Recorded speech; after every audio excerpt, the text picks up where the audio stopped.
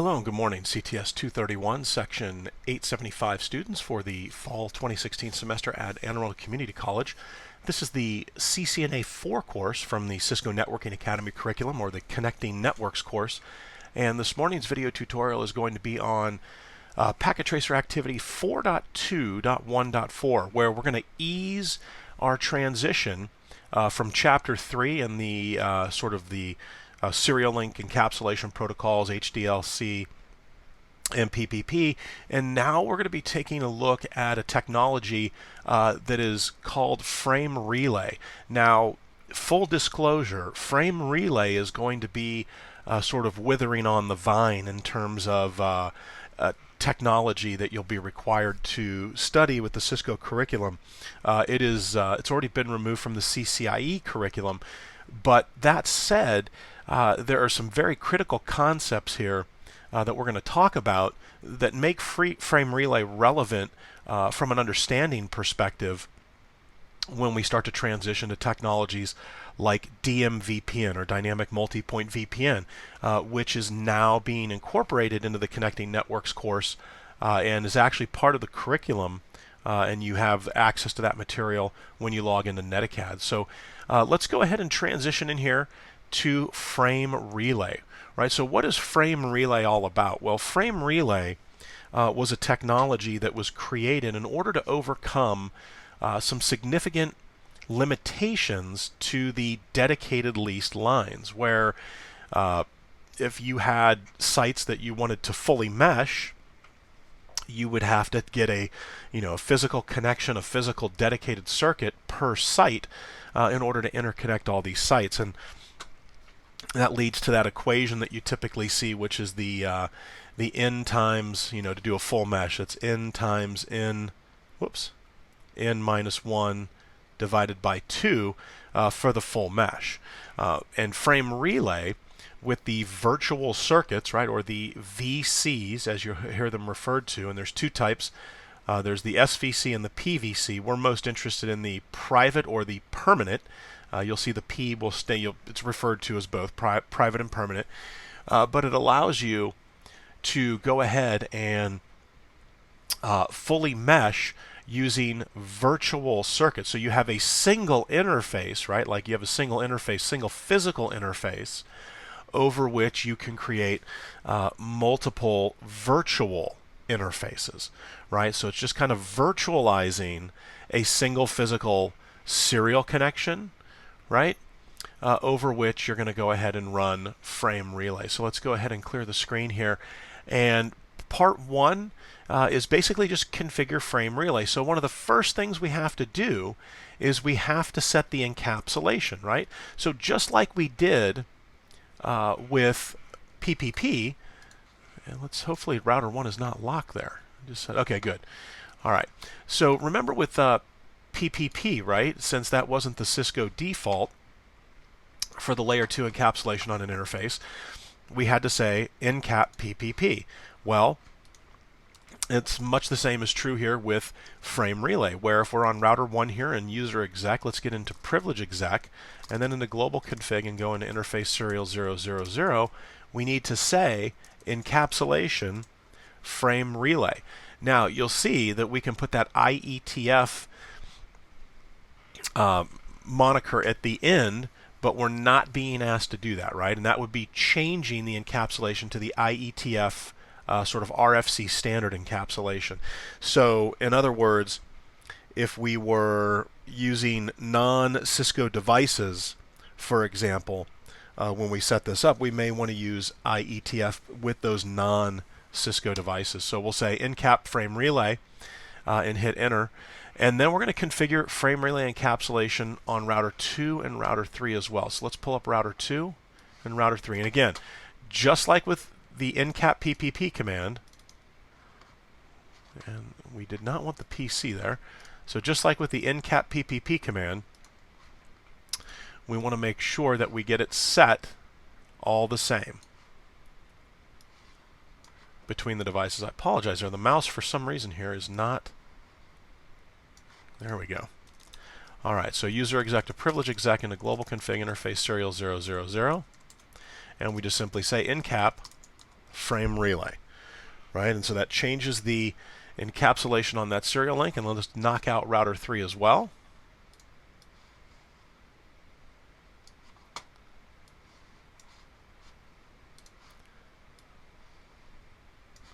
All right, and we'll bring router 3 up.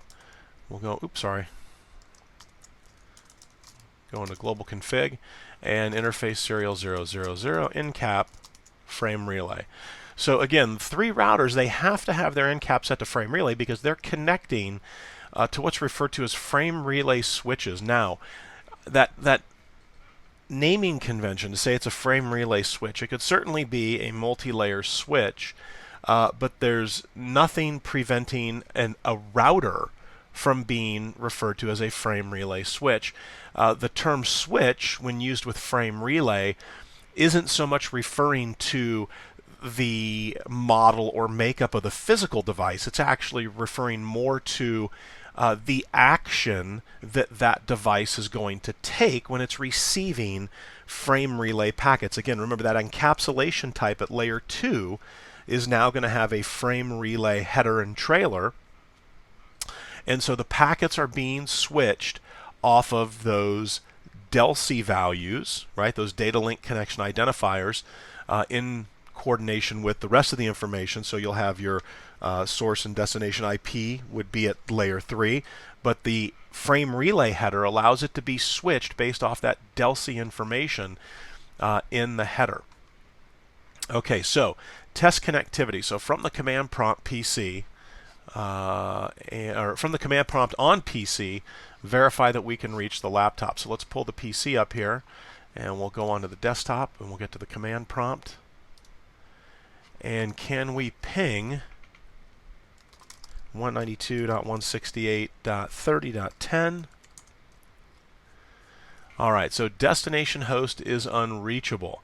And the reason, obviously, is because R1 has no routing information for that network. If we got back onto R1 here, do show IP route, you can see that the only networks that router 1 knows about are the 192.168.10, that directly connected /24 that sits off here, basically the LAN segment behind router 1. So we're going to have to sort that out. We'll have to figure out how to resolve that, and part 2 is going to get us on the path to making this functional. So configure static frame relay maps and LMI types. So each router requires 2 static maps to reach the other routers.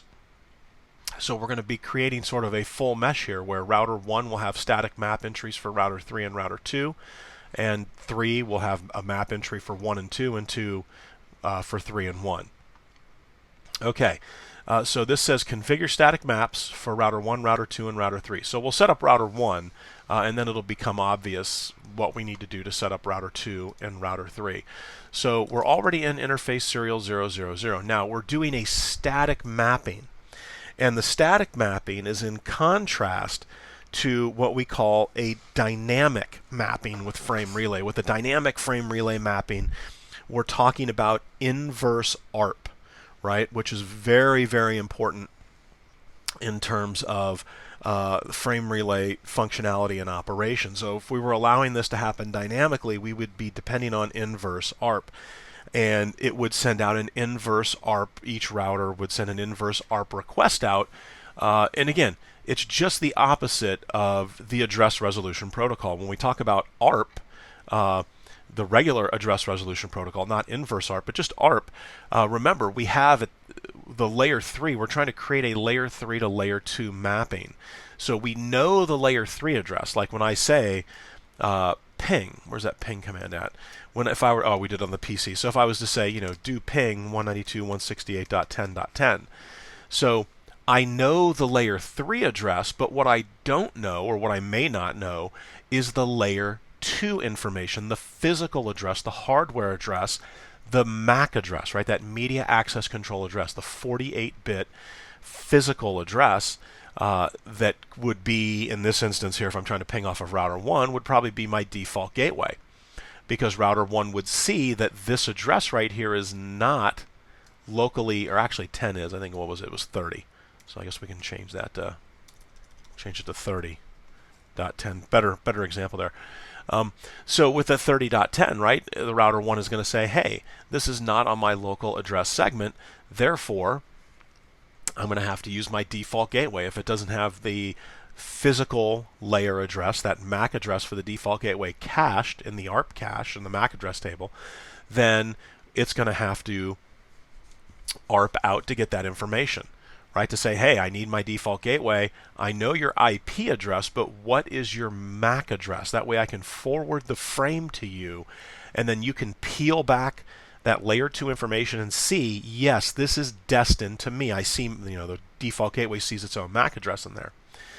Okay, so you've got dynamic mapping and you've got static frame relay mapping. So we're not going to do dynamic mapping here. We're going to statically create the mapping. So let's pull this back here. And again, it's very straightforward, right? So it's just simply frame relay map and then the protocol, right? Are we going to do IPv4 or are we going to do IPv6? Well, we're doing IPv4, and then what is the IPv4 address? Now, remember, if you're doing dynamic, if you were setting this up as dynamic mapping, obviously, number one, you wouldn't be creating a static mapping entry, but in both instances, whether you're doing a static map or a dynamic mapping configuration, you're going to create a frame relay, sort of a mapping database, which is mapping the destination layer 3 address to the local data link connection identifier, right, or that DLCI address information. So what I'm saying here is I want to create a static mapping entry that points the 10.1.1.2, right, and that is the remote address. So that's the IP address of router 2 over here. You see in this frame relay cloud, it's all one big /24, right? So it's not point-to-point frame relay configuration because everybody's in this one big /24, and this is router 2's address in the cloud. So I would say, whoops, let me click back in there. So I would say I'm creating a frame relay map entry for my frame relay database that is going to map the remote layer 3 addressing information to my locally created DLCI value. And the way typically you'll see it done in text is from router 1 to router 2. So it's, router 1 going to router 2. And you see that again, with the 103. It's router 1 going to 103. And you can use, remember, this is a locally significant value. The DLCI value is locally significant. So I could use pretty much any values I want on either end of these connections. But you obviously want to use something that is going to logically make sense to you if you had to troubleshoot things. Now, let's talk about this here. So we've got these 3 different options here. You can see that we've got broadcast, Cisco, and IETF. Now, the key thing with the broadcast argument is if you wanted to run, and this is broadcast is an optional argument, right? So if I were to put this on here and say broadcast and do question mark, you can see that we're talking about the encapsulation type. So broadcast has nothing to do with the encapsulation types that you see there, the Cisco and the IETF. This broadcast argument is optional, but it is very, very critical if you were going to try to run OSPF or EIGRP on this topology. Because in order to support broadcasts, and by definition, if you're supporting broadcasts, you're supporting multicasts, remember that if you didn't have this broadcast keyword in here, you would have to manually define the OSPF neighbor statements. You'd have to hard code it. You'd basically have to do kind of what we're doing with this frame relay map command. You would actually have to hard code your neighbor statements in there. So instead of multicast packets going out across the subnet, trying to ask, hey, does anybody else speak OSPF, or is there anybody else that's participating in EIGRP? Without this broadcast keyword, you would actually have to hard code that. So it kind of removes the dynamic aspect of the routing protocol if I don't say broadcast right there. But again, we're being asked to set it up with broadcast. So we're going to put broadcast in there. Now, if I don't hit, or if I don't enter anything else in here, that's okay. And we're going to see in a second here, we're going to do show frame relay map command, and you'll see what happens in terms of the encapsulation. So if we don't choose the encapsulation like they have us proceeding here in the activity, if I were to say do show frame relay map, right? So this shows me the frame relay mapping database, right? So let's take a look here. So right now I know that if I'm trying to send traffic to 10.1.1.2, I send it out my virtual circuit, right? Out DLCI, data link connection identifier 102. And that's going to get me into the frame relay cloud. And then the frame relay cloud will take it from there. And you can also see here that that is a, that it's a static entry. We have the broadcast option defined, and by default, what is the encapsulation type? So the encapsulation type is Cisco. So if I were to rerun that command and say broadcast IETF and hit enter, the address is already in the map. So I'm not going to pull it out. But if I were to say IETF, you would see, and actually I guess we'll have an opportunity here on router 2 or 3 to do this incorrectly so we can see what it looks like. You would see that it would say IETF. Excuse me. Oh, sorry about that. Getting over a pretty severe cold. Okay, so we've got it set up here on serial 000. So let's say do show run. And there's my interface right there. Encap frame relay. I've created a static frame relay map telling me how to get over to router 2, right? I need to exit my local DLCI 102, and then this would be the layer 3 information. And again, with frame relay, remember the inverse ARP, right? Remember ARP, with just regular ARP, you know the layer 3 information, you need the layer 2 information. With frame relay, it's just the opposite. When we talk about those dynamic mappings, with frame relay and inverse ARP, we know the layer 2 information, the data link connection, we know the layer 2 information, which is that data link connection identifier, right?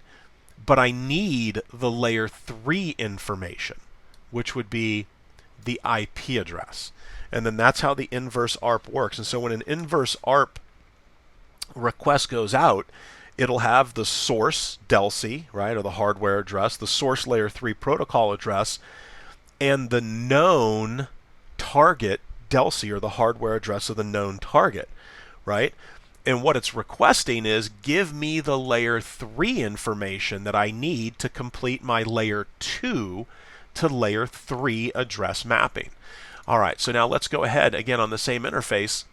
Here we go. We've got this virtual circuit, and now let's just go ahead and throw another frame relay map statement. So we're going to say frame relay map the IP address, so the layer 3 information, 10.1.1.3 for router 3, to my local DLCI, data link connection identifier of 103, and I want to be able to support broadcast, right, in case I wanted to run OSPF. So now we're going to do the same thing for router 2, right? And let's get back onto router 2 from user exec to privilege exec into global config, and then let's jump into interface serial 000. And so what we're going to do here is the same thing, and you can see step B and C. I apologize, a little small here, but you can make it out.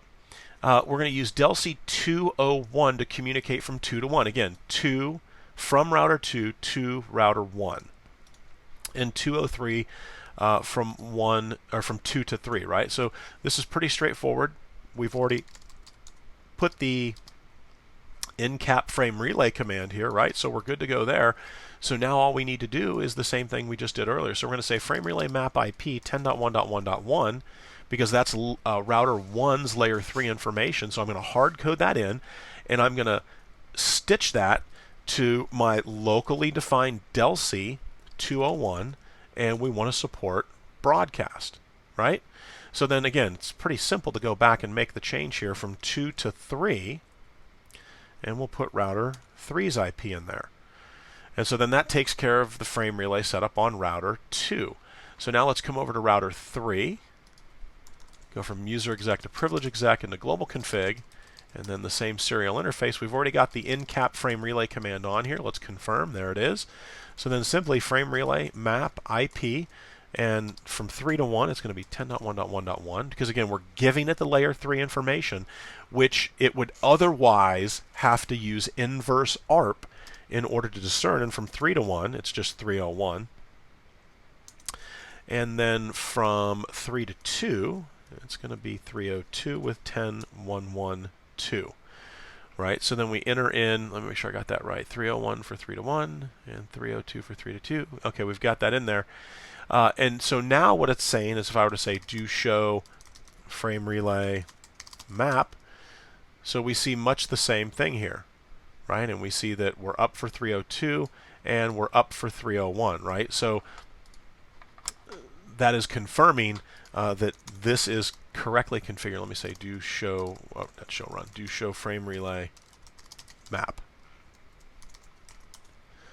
Right, and again, so we're up and up, right, and we've got these static definitions, and we're using Cisco as the encapsulation. Well, Cisco is the default encapsulation method. So configure ANSI as the local management interface. So couple quick things. The local management interface is not the encapsulation. It doesn't have anything to do with the encapsulation. The local management interface, think of it as like a heartbeat, right? Or a status protocol that basically runs back and forth between the customer edge router, right? Or we refer to it in the reading as the DTE, and the DCE, which is going to be in the provider cloud. Right? So basically the CE, which is customer equipment, or the PE, which is the provider equipment, they're going to be running the local management interface protocol between the routers in order just to get status messages and to check to make sure that, think of it like I said, a heartbeat, a keep alive, right? It's a heartbeat and it's a keep alive that run between the two. So now let's go ahead and we're going to configure that. We're going to do it on all 3 of the routers, so let's just do them in turn here. So we'll just simply say frame relay LMI type. Now if I do a question mark, you can see there's 3 different LMI types, and each of them there's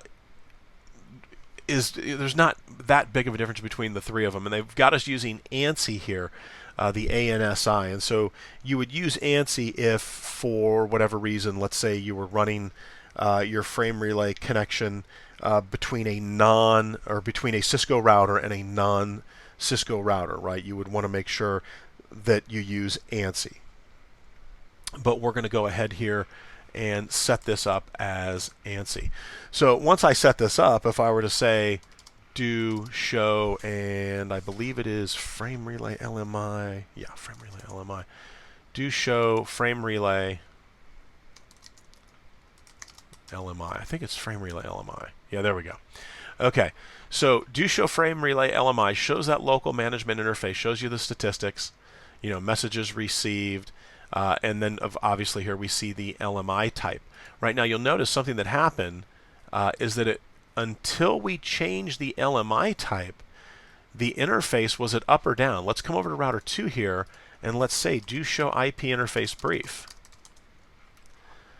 Right? So take a look here at the serial interface, and this is where, when we talked, remember we're talking about PPP, and maybe the encap on one side was HDLC, the encap on the other side was PPP, you would have this up, meaning, yeah, physically layer 1 clocking, I'm good, but the layer 2 protocol, the encapsulation protocol, was in the down state where we had mismatched encapsulation types.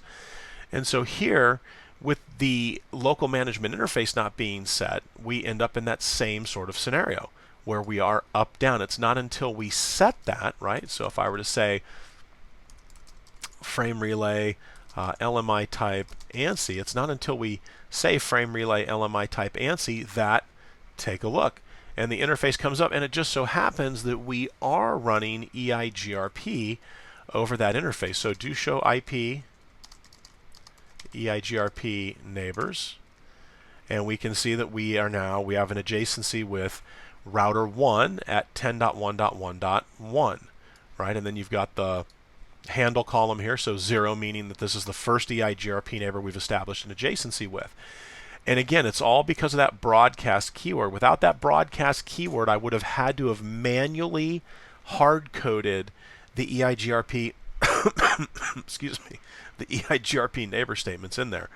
All right, so now let's wrap this LMI command up here. So we'll say frame relay LMI type ANSI.